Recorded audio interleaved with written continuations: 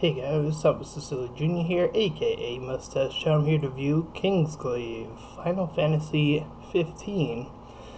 I guess this is the prequel to Final Fantasy 15, the video game, and since I have not played it, I'll be reviewing this movie as just that, its own movie. So, we begin the movie with some narration, and this family gets separated.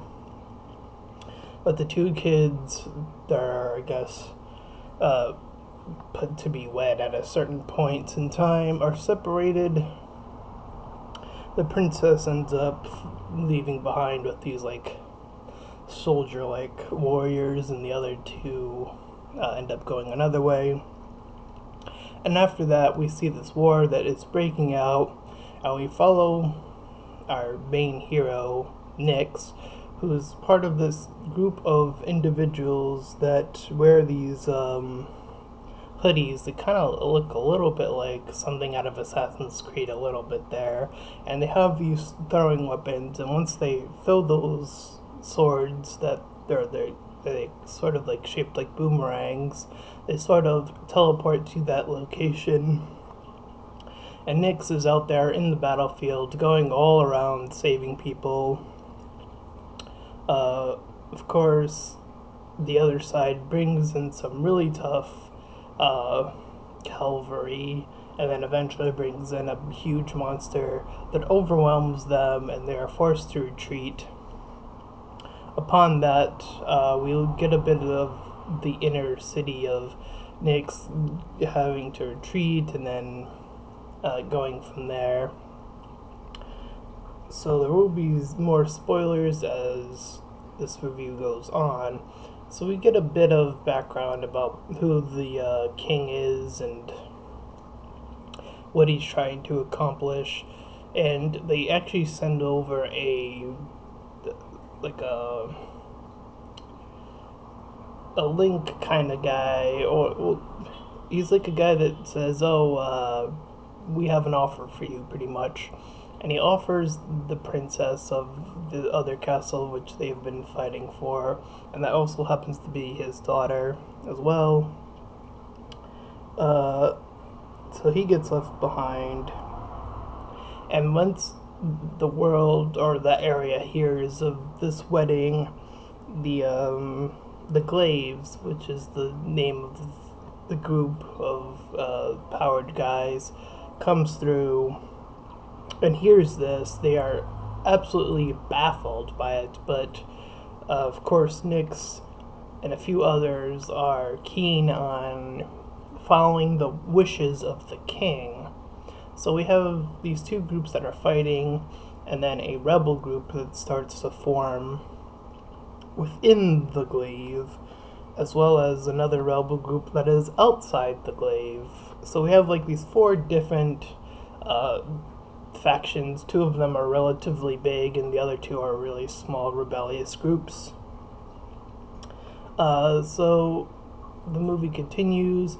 The wedding is planned, and then the princess gets captured, but it's a ploy that they have like this huge octopus-like creature, and Nixon is now like in charge of his crew after being like sent all over the place, and then he's like told to escort the princess, and then he's finally doing like this big stuff with leading pretty much the glaives. And as soon as they save the princess, some of them start to deflect the rebellious side of that. You have that going on, and they finally save the princess. She actually is there. They save her and go on their way. The princess needs to like warn the king about something, and the king is like fighting off the leader of the rebellion. So Nyx and the princess see that it's way too much, and then the king gets killed, and he passes this ring with enormous power to Nyx, who eventually does put it on, seeing that his opponent eventually is way more than he can handle. Because it's not just a rebellion, they have their own monster Um, and then Nyx puts on the ring and he has to like prove his worth or whatever. And uh, through that, he ends up calling forth this knight, and it ends up being like this sort of kaiju versus knight battle. It's crazy. The ending is pretty intense. I actually really enjoyed this movie. Some of the characters, I will say, get a little bit lost here and there. There's a lot going on. There's a whole nother section that I haven't even talked about yet, which is the character of Libertas. And the reason I saved this character for last because I felt like even though Nyx was the main character, I felt like Libertas had the most character development throughout the entire story. Um, this guy ended up being one of the rebellious, yes, the rebellious leaders, and then he went to join the rebellion because he was sick and tired of the king and what he was doing and stuff of that nature. And he, along with Nyx, finds out that the leader of the other rebellion was actually the leader of the Glaive as well, who's again sick and tired of the whole area, so they wanted to claim it for themselves or whatever, or they wanted to help the other side. So Libertas finally sees what's going on, and he had this thing with this lady who was also a Glaive. I believe her name was Crow. She was like sent on a mission and then killed, and then we get to learn about her backstory afterwards. This is a bit different from what I'm used to and seeing, but it does help develop Libertas's character at that point in time. And then we get to see him actually sort of become the big hero, and there's this whole role reversal because at the beginning of the movie, Nyx of course saves Libertas, and now we kind of come full circle. So Nyx, in doing this sort of ring thing, he had to apparently sacrifice himself, and Libertas ends up with the princess, and they're driving off, and the end of the kaiju battle is happening. There's so much going on. Nyx, of course, stopping the main Glaive captain, who's a traitor, and Libertas end up running away. End of movie. After credits sequence, we get the four main characters of Final Fantasy 15. Whew, what a loaded movie. And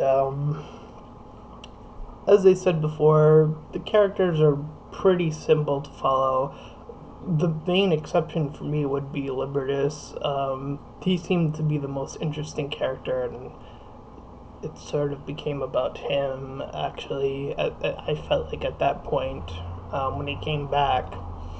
So I actually really enjoyed this movie, and I think it's going to join one of my solid video game movies, you know, beyond the cliche of people saying that every video game movie is bad. I tend to disagree and put video game movies in three separate sections: the good ones, the mediocre ones, and just the plain bad ones. And of course, I could make a whole video about that, but I've talked about that before. About my, I think I talked about that before. But anyways, I would give this a solid 7 out of 10. I enjoyed this film. I thought it was pretty good. It's an interesting prequel. I don't know how it necessarily connects to the game, of course, except that we know from the movie that the princess is going to be marrying one of the characters from Final Fantasy 15. That's the only thing I could get that connects that bridge, at least from what I could tell. Anyways, pretty enjoyable movie, and that's all I have for this. So with that being said, this has been Thomas the Soul Jr., aka Mustached Tom, and I'll see you guys next time.